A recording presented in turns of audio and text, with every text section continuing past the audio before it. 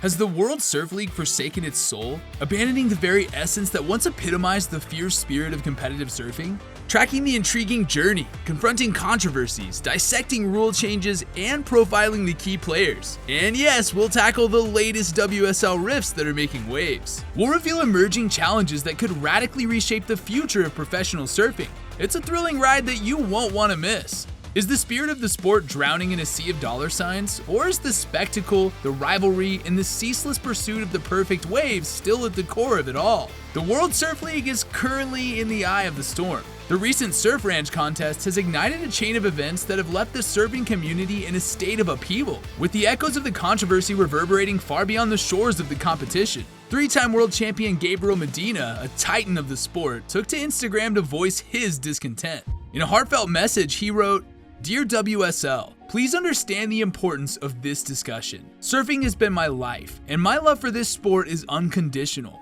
I put all my heart into it, and I want to leave a beautiful legacy one day when I look back at it. However, the surfing community, especially in Brazil, is mesmerized with the poor clarity and inconsistency of judging for many years now. But lately, it's been even more shocking. In a further scathing critique, Medina called out the WSL judges for their mesmerizing inconsistencies in scoring. He argued that the current judging system, which he believes rewards simple surfing and seamless transitions, is stagnating the sport. Medina's words have struck a chord within the surfing community, particularly among his compatriots in Brazil, who have rallied behind his cause, expressing their own frustrations with the perceived unfairness of the judging. The issue of unfair judging in surfing is not a new concern. It's been suggested that judges may carry their own biases towards certain surfers despite the expectation of impartiality. These biases, whether conscious or unconscious, can potentially influence scoring decisions, casting a shadow of doubt over the fairness of the competition.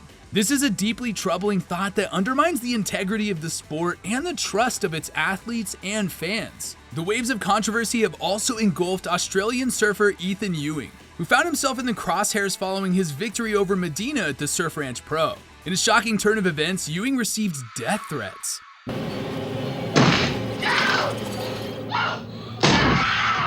Here's Johnny! With one chilling message stating, "Here in Brazil, we will kill you. Saquarema will be your funeral."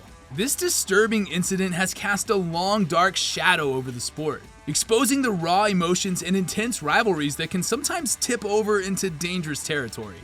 In the face of this mounting crisis, WSL CEO Eric Logan penned an open letter in an attempt to quell the storm. He asserted that airing grievances on social media instead of engaging with the proper channels constitutes a breach of league policy. However, this response has done little to calm the turbulent waters. Critics argue that the WSL's defensive stance fails to address the root of the problem, further fueling the controversy.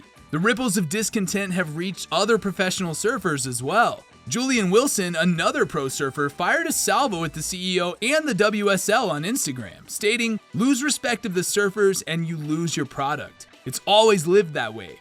May not make the big bucks, but it provides the best show." The WSL is grappling with a crisis that threatens to alienate its athletes, fans, and sponsors. The decisions it makes in the coming days and weeks will undoubtedly shape the future of professional surfing. Some voices within the surfing community argue that the WSL has sacrificed the pure essence of the sport in pursuit of lucrative deals and broader market appeal. They question whether the WSL has lost touch with the core values that inspired generations of surfers. Rule changes have been a lightning rod for controversy, creating seismic shifts within the competitive landscape. The implementation of mid-year cuts, reducing the number of surfers mid-season, has sparked passionate debates. While the intention may be to elevate the level of competition, critics argue that it undermines the spirit of fair play and can leave talented surfers sidelined prematurely. In the midst of these controversies, speculation swirls around Eric Logan, the CEO of the WSL. His role and decision-making have become subjects of intense scrutiny. Is his leadership aligned with the best interests of competitive surfing, or do financial gains overshadow the sport's integrity? As the WSL confronts these controversies and challenges head-on, it stands at a critical crossroads. Will the WSL rekindle the flame of its origins and rediscover the true essence of competitive surfing? Or will it be swept away by the strong current of controversy?